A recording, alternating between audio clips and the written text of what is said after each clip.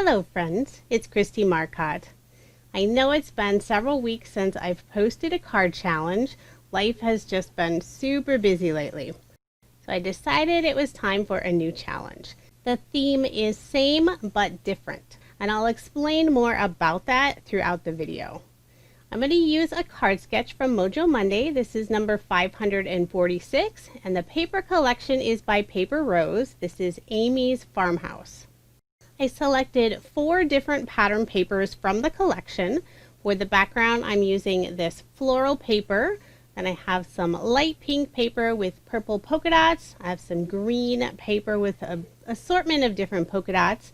And then I have this purple paper that has a distressed look to it, and it has some really faint words in the background. I'm going to layer all of these pieces on some cardstock. I have some purple and green cardstock from my stash.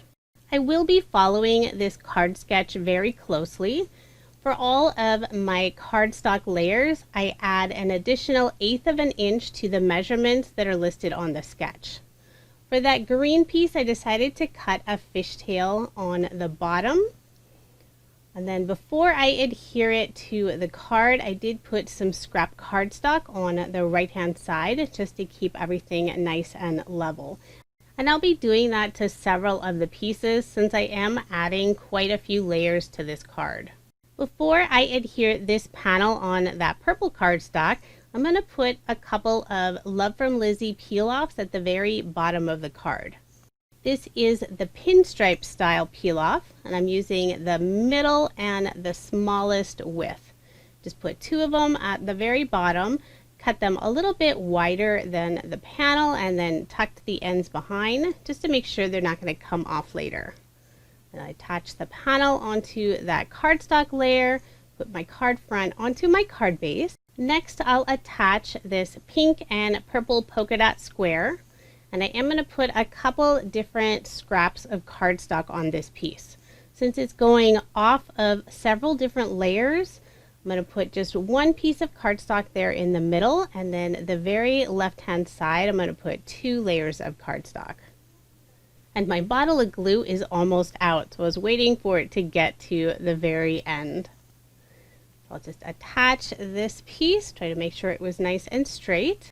I cut out this scallop stitched circle die cut, and I want to add a little bit of color so it's not just white. I'm using Distress Oxide ink. This is the Seedless Preserves, and I want just a little bit of color. I used Pink & Main's mini Ergonomic blender brush to add that color. Now before I adhere this circle die cut, I'm going to have to add those extra layers since now it's going over at least 6 different layers of paper. So I'm going to put some small foam squares on the right hand side, have some scrap pieces of cardstock just to fill in that little gap at the bottom, and then I'll glue that whole circle down to my card. For the image on my card, I'm using a die from Paper Rose. This one leaf is part of their Autumn Leaf Outlines trio. And then I'm using some beautiful iridescent mirror cardstock from Tonic Studios. This is the Petal Pink. I love the rainbow of color when the light hits it. So I'm just going to glue this down using some liquid adhesive. This is a very delicate die, but it's still easy to glue down. So I'm going to attach that more to the right hand side of that circle. And now you can see that little bit of color from the Distress Oxide ink. I've already gone ahead and stamped out the sentiment. This is Paper Hugs, and it's from a Paper Rose set called Maker. I just stamped it on some white cardstock, cut a little angle on the left hand side. I'm putting just a tiny piece of cardstock on that left hand side, just keeping everything nice and even. And now for a finishing touch, I'm using some mini heart peel-offs by Love from Lizi. Just going to put 2 of them above the sentiment. I'll also add just that scrap of cardstock to the inside of the card, just for a little extra detail. So there is my finished card, and I did make 2 with those same papers. Well, actually, I ended up making 6.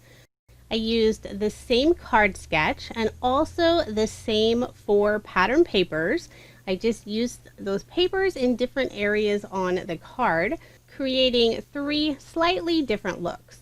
So the card challenge is to create at least 2 cards using the same layout and the same pattern papers, but mixing them up to create a different look. You don't have to use the same card sketch that I did, but you're welcome to if you'd like. I will share the Mojo Monday sketch on my coordinating blog post, and that link is provided in the description box below, or you can simply head over to kristiescardchallenge.com. If you want to play along with my card challenge, you can share the pictures on my Instagram or my Facebook page.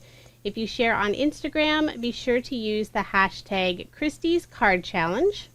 As always, there's no time frame, just play along when you have a chance. I look forward to seeing everybody's take on this challenge. Thank you so much for watching, and I hope you have a wonderful day.